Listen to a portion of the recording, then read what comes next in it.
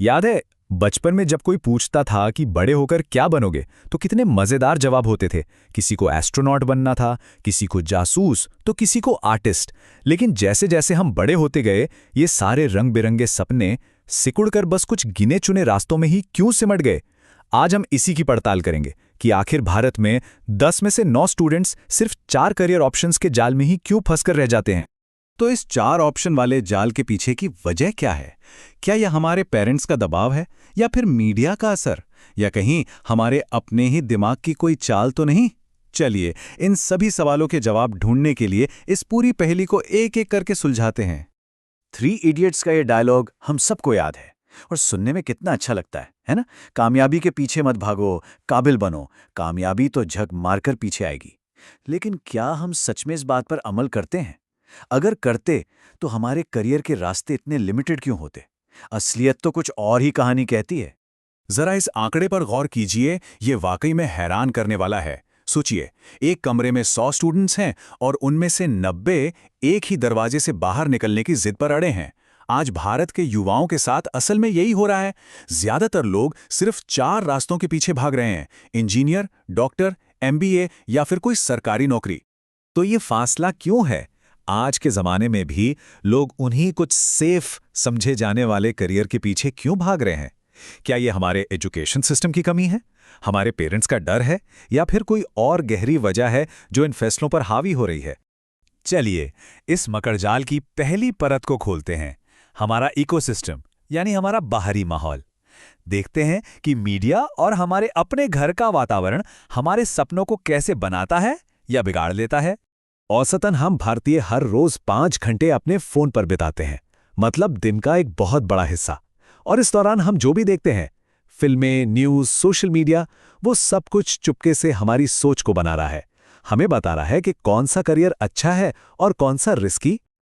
अब जरा इन नामों को देखिए। ये वो भारतीय हैं जिन्होंने दुनिया भर में नाम कमाया है, लेकिन क्या आपने इनके बारे में ज्यादा सुना है? शायद नहीं। और ऐसा क्यों? क्योंकि हमारा मीडिया उन्हें वो लाइमलाइट देता ही नहीं जिसके वो हकदार हैं। और ये कड़वी सच्चाई है। मतलब एक तरफ एक भारतीय लेखिका हैं जो दुनिया का सबसे बड़ा लिटरेचर अवार्ड जीत रही हैं, और दूसरी तरफ एक कौवा है जो रैंप वॉक कर रहा है। अंदाजा लगाइए ज्यादा हेडलाइंस किसे मिलेंगी। ये साफ दिखाता है कि मीडिया अक्सर प्रेरणा देने वाली कहानियों से ज्यादा वायरल चीजों को तवज्जो देता है। अब बात करते हैं घर की। कई भारतीय परिवारों में पेरेंट्स की बात पत्थर की लकीर होती है। हमने कह दिया, बस कह दिया। यहां सवाल पूछने या अपनी राय रखने की ज्यादा गुंजाइश नहीं होती। सपने देखने की आज़ादी भी तब तक है जब तक वो सपने पेरेंट्स के सपनों से मिलते जुलते हों। तो जाहिर है, जब माहौल ऐसा हो तो ये परवरिश बच्चों के आत्मविश्वास को धीरे धीरे खत्म कर देती है। जब किसी को बचपन से ही अपने छोटे छोटे फैसले लेने का मौका ना दिया जाए, तो वो अपनी जिंदगी का सबसे बड़ा फैसला, यानी अपना करियर, खुद कैसे चुन पाएगा? अच्छा, तो ये तो हुई बाहरी दबाव की बात। लेकिन क्या सारा दोष सिर्फ बाहर वालों का है, या हमारे अपने दिमाग के अंदर भी कुछ चल रहा है जो हमें नए रास्ते आजमाने से रोकता है? चलिए अब इस पहलू को समझते हैं। जिसे हम सेफ सरकारी नौकरी कहते हैं, उसकी असलियत जानते हैं। पिछले 8 सालों का डेटा बताता है कि केंद्र सरकार की नौकरी के लिए हर 300 एप्लीकेंट्स में से सिर्फ एक को नौकरी मिली है। ये तो करियर बनाने से ज्यादा लॉटरी जीतने जैसा है। ये सिर्फ नंबर नहीं है, ये 22 करोड़ उम्मीदें हैं। सोचिए, 22 करोड़ लोग जो दुनिया के कई देशों की कुल आबादी से भी ज्यादा हैं, वो सिर्फ 7.25 लाख नौकरियों के लिए कंपटीशन कर रहे हैं। ये एक ऐसी दौड़ है जिसमें ज्यादातर लोगों की हार तो शुरू होने से पहले ही तय है। तो हम ऐसा करते क्यों हैं? पहला दिमागी जाल है कन्फॉर्मिटी बायस, सीधी भाषा में कहे तो भेड़ चाल। हम इंसानों को भीड़ के साथ चलने में सेफ महसूस होता है, भले ही वो भीड़ गलत दिशा में क्यों ना जा रही हो। जो सब कर रहे हैं वही सही होगा, यही सोच हमें डुबो देती है। और दूसरा जाल है एम्बिग्विटी इफेक्ट। इसका मतलब है कि हमारा दिमाग एक अनजान रास्ते को चुनने से डरता है। हम उस ऑप्शन को चुनना पसंद करते हैं जहां सक्सेस का चांस सिर्फ 1% ही क्यों ना हो, लेकिन हमें पता हो, बजाय उस रास्ते के जहां सक्सेस का चांस 50% हो सकता है, लेकिन हमें पक्के तौर पर पता नहीं।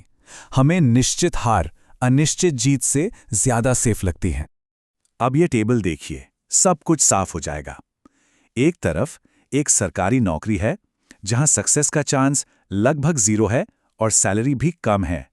दूसरी तरफ एक ग्राफिक डिजाइनर का करियर है जहां सक्सेस का चांस हमें पता नहीं, लेकिन कमाई की पोटेंशियल कहीं ज्यादा है। हमारा दिमाग हमें पहले ऑप्शन की तरफ धकेलता है। क्या यह सच में एक लॉजिकल फैसला है?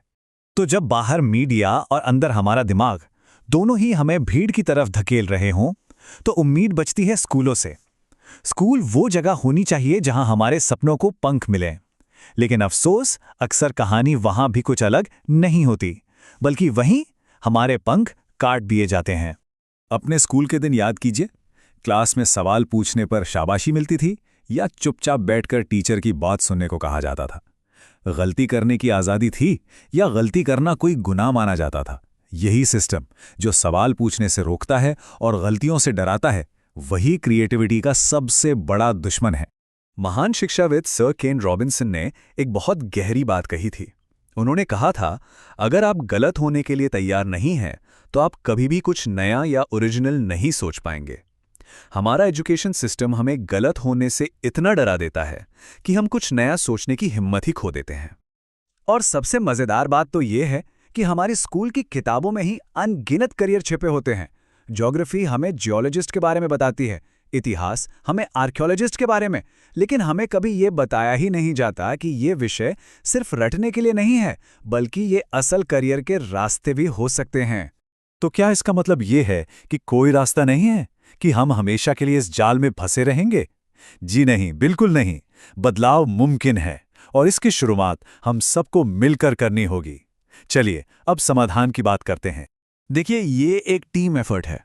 एक व्यक्ति के तौर पर हमें अपने सोशल मीडिया के बबल से बाहर निकलकर नई चीज़ों के बारे में जानना होगा।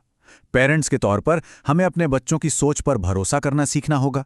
और स्कूलों को पढ़ाई को असल जिंदगी से जोड़ना होगा ताकि वो सिर्फ बोरिंग ना लगे। और ये सिर्फ किसी एक के करियर या खुशी का सवाल नहीं है, ये पूरे देश के भविष्य का सवाल है। एक देश तभी तरक्की करता है जब उसके नागरिक हर तरह के प्रोफेशन में काम करें और आगे बढ़ें, ना कि सिर्फ कुछ गिने चुने कामों में।